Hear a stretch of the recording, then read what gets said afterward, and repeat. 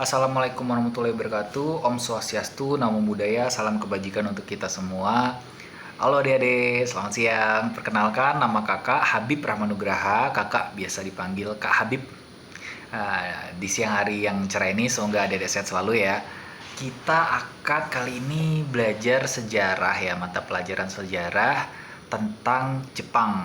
Ayo, siapa di sini yang senang anime Jepang atau dorama Jepang atau games-games Jepang atau bahkan pengen pergi ke Jepang atau bahkan ada yang udah pernah ke Jepang. Oke, nanti kita bahas ya itu setelah kalau ada waktu luang ya. Jadi di Jepang ini kita akan belajar tentang restorasi Meiji di pertengahan abad 19 itu sampai akhir abad 19. Mungkin ada yang udah tahu sebelumnya tentang restorasi Meiji atau udah pernah dengar? Oke, belum ada ya. Kalau gitu Kak Habib minta tolong ke ada yang paling depan ini mungkin ya yang kacamata, ada siapa namanya? Oke, De Tasya. Tolong bacain dong di halaman 68 ya. Iya, pertanyaan pertama. Oke, terima kasih. Ya, jadi benar banget ya yang dibilang De Tasya.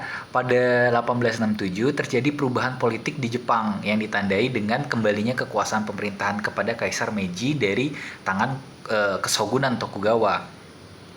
Nah, peristiwa ini menjadi awal dari restorasi Meiji yang secara efektif baru berlaku setahun kemudian, tahun 1968 kalau kata buku ya.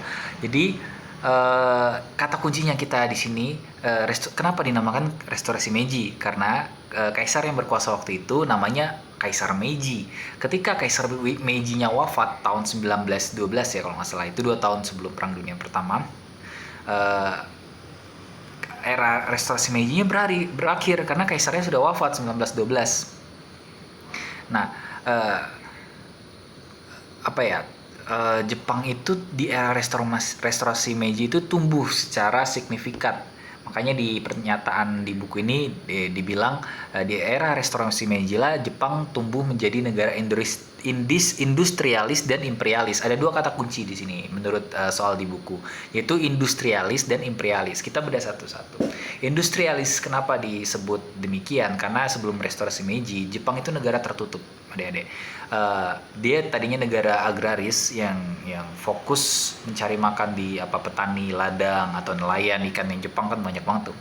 Menjadi negara yang penuh dengan teknologi karena mesin uapnya berkembang, baik dapat senjata atau teknologi modernnya karena pengiriman siswa-siswa ke luar negeri yang balik ke Jepang dan lain sebagainya. Bahkan ya industrialisasi Jepang itu berkembang pesat menjadi nomor 1 di Asia, bahkan bisa menyaingi negara-negara Eropa seperti Portugal dan Prancis dan mungkin Belanda waktu itu ya, yang dengan VOC-nya yang lagi booming tingginya ya, itu bisa menyaingi. Nah, muncullah kata kedua, industrialis dan imperialis. Kenapa muncul imperialis? Karena sifat alamiah manusia ya, ketika diberi kekuasaan, mereka akan menunjukkan sifat aslinya, entah itu mereka pengayom atau imperialis yang menyebarkan ekspansi hegemoninya. Ada istilah absolute power tends to corrupt. Maksudnya ketika mereka dengan powernya yang sangat powerful, mereka tuh ingin menguasai banyak hal dengan segala macam cara ya. Makanya ekspansi ke negara-negara terdekatnya dulu. Ya, di sini negara terdekatnya itu kan Cina, Tiongkok dan Korea ya. Makanya mereka terlibat perang dengan Tiongkok dan Korea untuk merebutkan wilayah semenanjung Korea sebagai bagian dari kampanye perluasan wilayah kekuasaan. Nah, dari pernyataan yang kita baca barusan, itu ada 2 pertanyaan. Yang pertama itu jelaskan tentang implementasi dan program restorasi Meiji. Yang kedua, uraikan keterkaitan antara restorasi Meiji dengan kampanye perluasan wilayah kekuasaan yang dilakukan oleh Jepang pada akhir abad ke-19. Kita bedah satu-satu pertanyaannya. Pertanyaan pertama, implementasi dari restorasi Meiji. Oke, kita sebenarnya banyak implementasinya.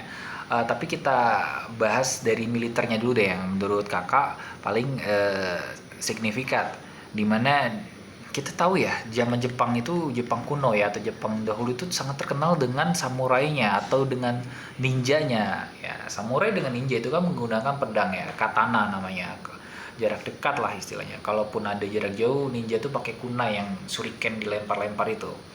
Nah, Sejak era restorasi Meiji itu ada terjadi modernisasi militer, di mana pemerintah Meiji mengembangkan militer modern dengan membentuk tentara berbasis wajib militer, menggunakan teknologi barat dalam produksi senjata dan perlengkapan militer. Nah, serta mengirim siswa-siswanya itu ke luar negeri untuk belajar tentang teknologi militer tersebut. Nah, strategi militer inilah yang digunakan selama restorasi Meiji. Ada juga latihan militer dengan bangsa barat ya, bangsa lain ya. Terus ada selain di militer tuh di bidang ekonomi yang paling menonjol, dimana tadi kita bilang ya, ekonomi Jepang itu dulu berpusat di agraria dan ya sumber daya alam seperti nangkap ikan lah, nelayan atau petaninya. Nah, sejak era restorasi Meiji, industrialisasi itu pesat, memberikan insentif bagi pengusaha dan membangun infrastruktur seperti jaringan transformasi dan komunikasi. Mereka juga membuka pelabuhan-pelabuhan atau hub-hub portnya itu untuk pedagang internasional.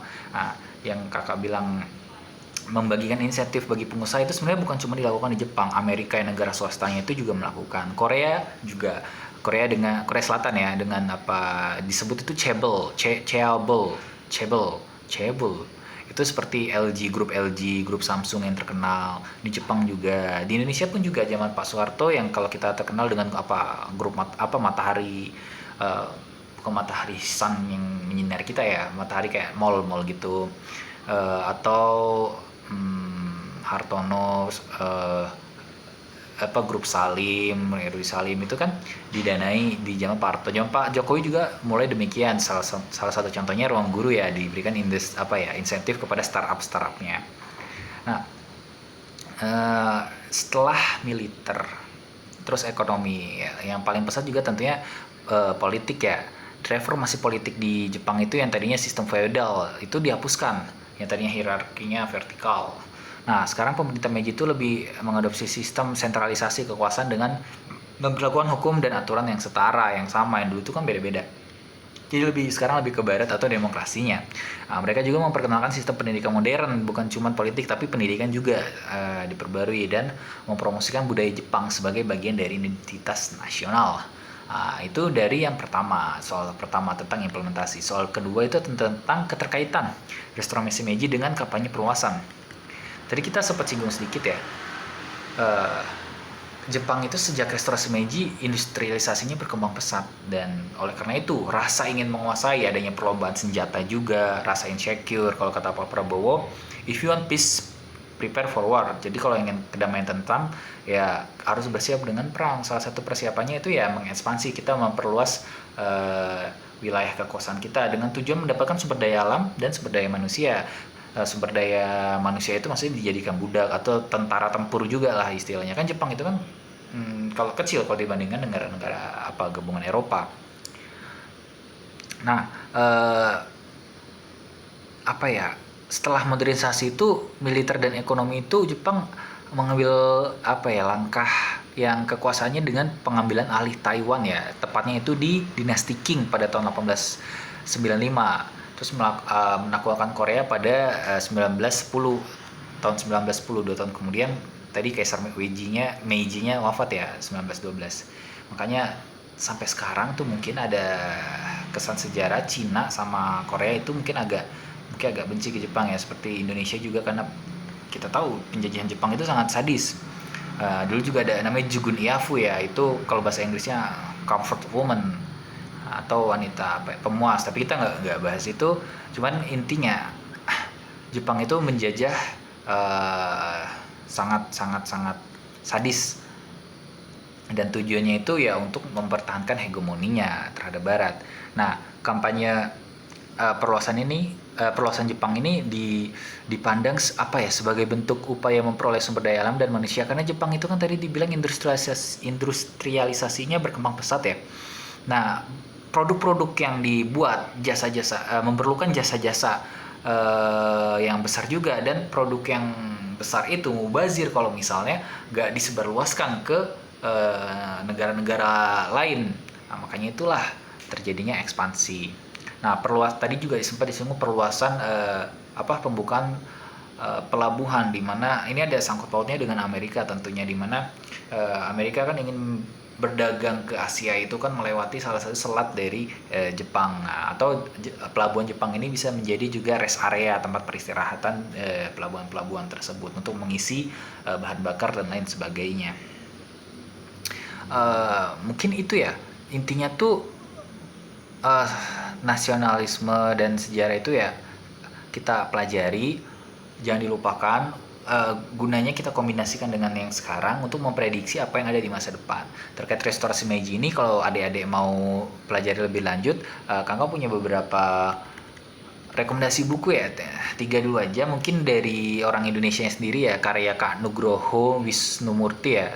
Judul bukunya itu Restorasi Meiji Jepang menjadi negara modern. Nah, buku ini mengupas tentang latar belakang, proses dan dampak dari restorasi Meiji terhadap Jepang. Nah, selain itu buku ini juga membahas tentang perubahan sosial, ekonomi, politik dan budaya yang terjadi di Jepang pada masa itu. Buku yang kedua itu karya dari orang Jepangnya sendiri, Kenichi Mishima. Judul bukunya Jepang di bawah restorasi Meiji. Nah, buku ini memberikan gambaran yang komprehensif mengenai restorasi Meiji dan transformasi Jepang dari negara feodal menjadi negara modern. Nah, buku ini juga membahas tentang peran kunci tokoh-tokoh penting seperti Kaisar Meiji itu sendiri, terus Yoshida Soin dan Ito Hirobumi dalam proses restorasi. Ya, buku yang terakhir yang kakak rekomendasikan itu dari orang Barat, James L. McLean, judulnya Jepang Modern dari Restorasi Meiji hingga sekarang. Nah, buku ini tidak hanya membahas tentang restorasi Meiji, tetapi juga memberikan gambaran mengenai perkembangan Jepang hingga saat ini sesuai judul bukunya ya. Buku ini mengupas perubahan sosial, politik, ekonomi, dan budaya yang terjadi di Jepang sejak era restorasi Meiji hingga saat ini. Oke, mungkin sekian dulu dari adik-adik. Ada pertanyaan nggak tentang restorasi Meiji ini? Kalau nggak ada, kakak ucapkan terima kasih. Sehat selalu, sampai ketemu minggu depan. Dadah.